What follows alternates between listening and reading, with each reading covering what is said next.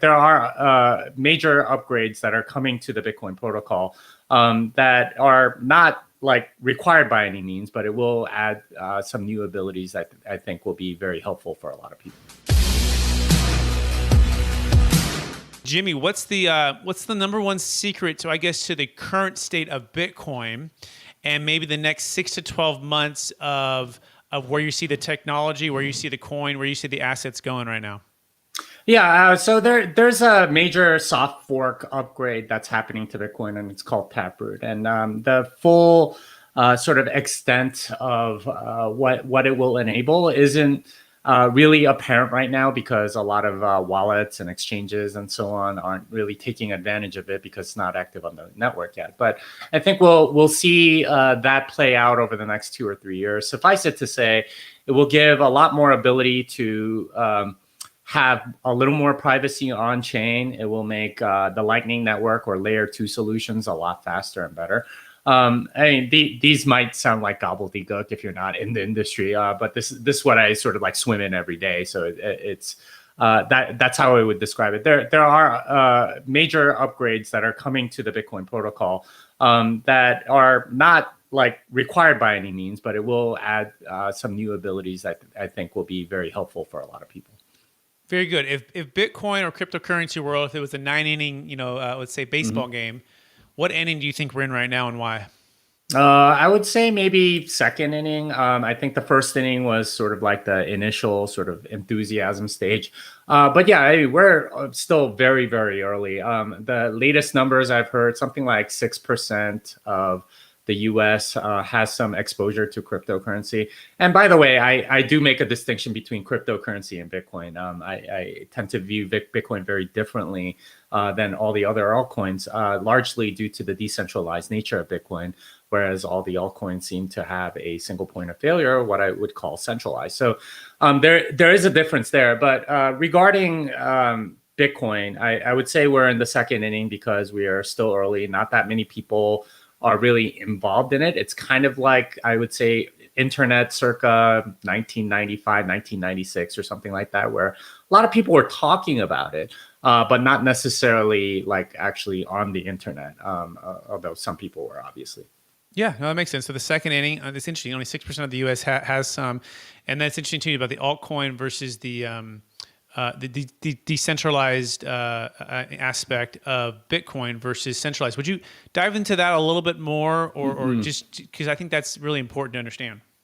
Yeah, so decentralized means that there is no center. There's no single point of failure. There's no place that can get regulated or choked or something to that effect. And all other sort of like cash systems before Bitcoin essentially suffered from that flaw, including the US dollar and many other currencies of different places where if a single entity controls it, there are all sorts of bad things that can happen, including hyperinflation. Something that's more decentralized is something like gold, where you don't need anyone's permission. If you own some land, you can attempt to dig gold out of that ground and so on. But a lot of people don't really understand the difference between the two. So I would put it as, you don't need anyone's permission to go get gold, but you do need permission if you want to print a $100 bill. And that's otherwise you would get like arrested by the Secret Service and so on. Bitcoin, it's kind of unintuitive, but Bitcoin is actually decentralized and digital at the same time. Whereas all of these altcoins have a central controller, a choke point, somewhere that can get regulated, somebody that can do something to make it worse. Gary Gensler, I think, testified before Congress yesterday and pointed out that other than Bitcoin, he thinks most of these other coins are illegal securities. So that's something to keep in mind. Yeah, that's really important, right? To know that because you've got to get all, if you're doing something that's going to be doing with currency and it's worldwide and it's changing things, you got to ideally get as much support from all facets of government, of the people, of the banks, right? So Bitcoin seems to be the one that's sticking the most. Is that a fair summary so far? Well, I would say I would put it a little differently. It doesn't need permission from anybody else. It's decentralized. It's kind of like if you and I wanted to trade gold, Executive Order 6102 withstanding, like we could kind of do it without anyone's permission. With every other system, you need somebody's permission. If I need to give you a bank transfer or pay you with a credit card or whatever, there's somebody that always sits in the middle that sort of like controls that transaction. With Bitcoin, there's no third party.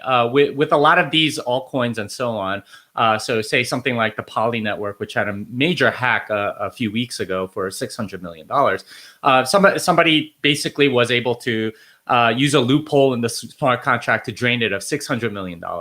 And the Poly network people basically went out to all of the exchanges and all of the people that were mining and said, do not mine any transactions from this particular address. And they all complied. So in a sense, that's a centralized system. And the person that took the 600 million ended up settling for 500,000, less than 0.1% of the nominal value, in large part because there's a central entity that kind of you need permission from, or else you're not going to be able to transact with. So Bitcoin is decentralized in the same way that like a piece of gold might be, whereas all these altcoins are not that different than fiat money, the US dollar, the Japanese yen, or your credit card or whatever. If they don't like a particular transaction, they're going to reverse it or censor it or do all sorts of things with it that you're not allowed to do. Excellent.